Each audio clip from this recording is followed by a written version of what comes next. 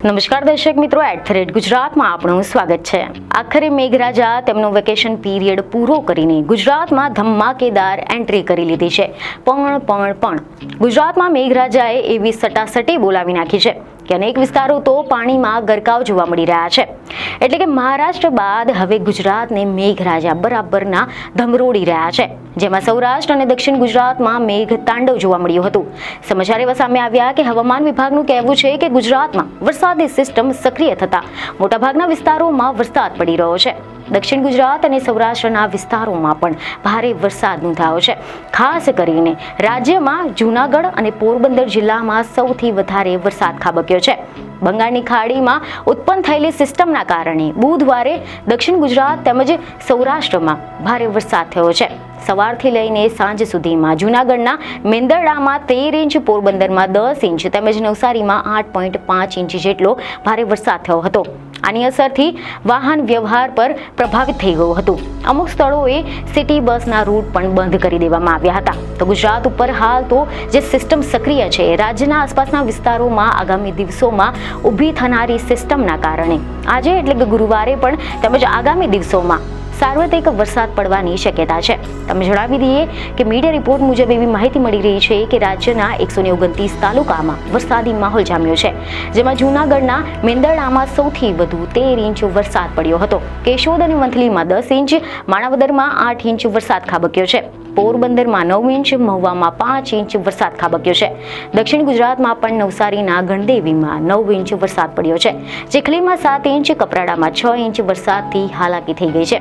વલસાડ જિલ્લામાં ભારે વરસાદના પગલે હાહાકાર મચી ગયો છે, જેમાં કપરાડા ખાતે ભારે વરસાદથી કોલક નદીમાં ઘોડાપૂર આવ્યું છે.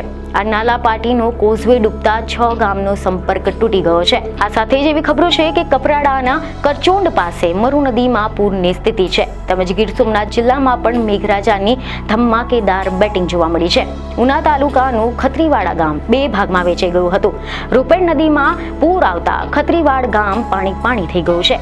શિંગોડા ગામ, જે શિંગોડા ડેમ છે, તેમાં 2 દરવાજા ખોલતા નદીમાં પૂર આવ્યું છે. જૂનાગઢ જિલ્લામાં જળબંબાકારની સ્થિતિના પગલે ભારે વરસાદના પગલે જનજીવન પણ પ્રભાવિત થઈ ગયું છે. તેમજ બામણાસા ગામે ખેડૂતોના મકાનો પાણીમાં તણાઈ ગયા છે. ઓઝત નદીનો પાળો તૂટતા ભારે તારાજી થઈ ગઈ છે. તેમજ માણાવદરમાં પણ 8 ઇંચ વરસાદ ખાબક્યો છે. ગિરનાર પરથી પાણીનો પ્રચંડ પ્રવાહ વહ્યો છે. મેઘરાજાએ પોરબંદર જિલ્લામાં પણ ધડબડાટી બોલાવી નાખી છે. ભારે વરસાદના પગલે શહેરનો મુખ્ય માર્ગ પાણીમાં ગરકાવ થઈ ગયો હતો. ગ્રામ્ય વિસ્તારના ખેડૂતોના ખેતરો બેટમાં ફેરવાઈ ગયા હતા. જિલ્લાના ફટાણા ગામે ધોધમાર વરસાદના કારણે ખેડૂતોના ખેતરોમાં નદી જેવા દ્રશ્યો જોવા મળ્યા છે. એટલે કે આમ જોવા જઈએ તો ગુજરાત સરકારના ડેટા મુજબ બુધવારે 660 મિલીમીટર વરસાદ પડ્યો છે, જે રાજ્યની કુલ જરૂરિયાતના 74.85% જેટલો છે. ગત વર્ષથી અત્યાર સુધીમાં 651.21 મિલીમીટર વરસાદ પડ્યો હતો, જે સિઝનનો સરેરાશ 73.75% જેટલો હતો.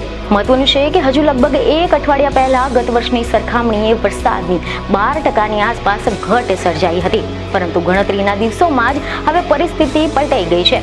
બુધવારની સ્થિતિ પ્રમાણે ચાલુ વર્ષે અને ગત વર્ષની સરખામણીએ વરસાદની ટકાવારી વધી ગઈ હોય તેવું લાગી રહ્યું છે. તાજેતરમાં જ બંગાળની ખાડીમાં સિસ્ટમ બની હતી, જે ગુજરાત તરફ આગળ વધી રહી હતી, પરંતુ એની પહેલા જ તે અટકી જતા મહારાષ્ટ્રના તટીય પ્રદેશ, મુંબઈ, થાણે તેમજ નવી મુંબઈમાં અસામાન્ય વરસાદ પડી ગયો હતો. આ અંગે એવા અહેવાલ મળી રહ્યા છે કે હવામાન વિભાગના જણાવ્યા અનુસાર ગુજરાતમાં બેક ટુ બેક સિસ્ટમો સર્જાઈ રહી છે અને આના કારણે જ ચાલુ સપ્તાહના અંત ભાગ સુધીમાં કેટલાક સ્થળોએ ભારેથી ભારે વરસાદ પડી શકે છે. ઉત્તર પૂર્વ અરબ સાગર તેમજ ગુજરાતમાં દરિયાની સપાટીથી 5.8 કિલોમીટર અને 7.6 કિલોમીટર ઉપર એક એર સાયક્લોનિક સર્ક્યુલેશન સર્જાયું છે. મોન્સૂન ટ્રફ પણ નલિયાથી વલ્લભ વિદ્યાનગર, બેતુલ, માંડલા, સંભલપુર, ચાંદબાલી થઈને બંગાળની ખાડીના દક્ષિણ પૂર્વ સુધી વિસ્તરે છે. હવામાન વિભાગના બુલેટિન મુજબ આજે એટલે કે ગુરુવારે પણ જૂનાગઢ, પોરબંદર, ગીર સોમનાથ, અમરેલી, ભાવનગર, દેવભૂમિ, દ્વારકા આની સાથે જ કેટલાક સ્થળોએ તેમજ દક્ષિણ ગુજરાતના સુરત, નવસારી, વલસાડમાં આની સાથે જ કેન્દ્રીય શાસિત દમણ, દીવ અને દાદરાનગર હવેલીમાં કેટલાક સ્થળોએ અસામાન્ય રીતે ભારે વરસાદ પડવાની શક્યતા છે. જ્યારે સૌરાષ્ટ્રના રાજકોટ, જામનગર, બોટાદ અને દક્ષિણ ગુજરાતના નર્મદા, ભરૂચ, ડાંગ તેમજ તાપીમાં પણ છૂટાછવાયા સ્થળોએ ભારેથી અતિ ભારે વરસાદ થવાની પણ શક્યતા છે. જો કે આની સાથે મેઘગર્જના પણ થઈ શકે છે અને પવનની ગતિ 40 કિલોમીટર પ્રતિ કલાક સુધી પહોંચી શકે છે. આજે દ્વારકામાં પણ કેટલાક સ્થળોએ અસામાન્ય વરસાદ પડી શકે છે. આની સાથે જ રાજકોટ, જામનગર, કચ્છ, મોરબી, જૂનાગઢ અને પોરબંદર ઉપર વરસાદ વરસવાનું ચાલુ રહેવાનું છે. બનાસકાંઠા, પાટણ, નવસારી, વલસાડ, દમણ અને દાદરાનગર હવેલીમાં પણ કેટલાક સ્થળોએ ભારેથી અતિ ભારે વરસાદ થઈ શકે છે. તો બીજી તરફ હવે જો આપણે વાત કરીએ ગુજરાતના જાણીતા હવામાન શાસ્ત્રી અંબાલાલ પટેલની આગાહી પર, તો તેમણે જણાવ્યું છે કે અરબી સમુદ્રમાં સર્જાઈ રહેલી એક સિસ્ટમ અંગે તેમણે મહત્વપૂર્ણ આગાહી કરી છે. સમાચાર એવા સામે આવ્યા છે કે અંબાલાલ પટેલના મતે આ સિસ્ટમના કારણે દરિયા કિનારે 70 થી 80 કિલોમીટર પ્રતિ કલાકની ઝડપે પવન ફૂંકાવાની પણ શક્યતા છે.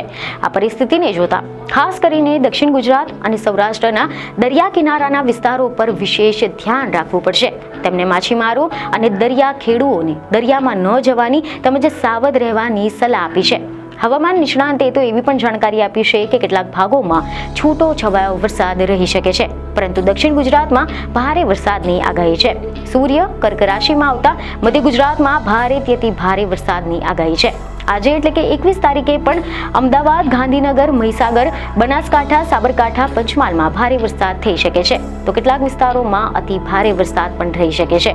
જો કે અહેવાલ એવા સામે આવ્યા છે કે અંબાલાલ પટેલે હજી પણ અત્યંત ચોંકાવનારી આગાહી કરી નાખી છે. તેમણે જણાવ્યું છે કે રાજ્યમાં મેઘરાજા ધડબડાટી બોલાવશે, જેમાં જામનગર, દ્વારકા, પોરબંદરમાં વરસાદની આગાહી કરવામાં આવી છે. ઉત્તર ગુજરાતના ભાગોમાં અતિ ભારે વરસાદની આગાહી કરવામાં આવી છે, જ્યારે દક્ષિણ ગુજરાતમાં પણ વરસાદ થઈ શકે છે. રાજ્યમાં અનરાધાર વરસાદની આગાહી કરવામાં આવી છે અને મોટાભાગના વિસ્તારોમાં પૂરની સ્થિતિ સર્જાઈ શકે છે.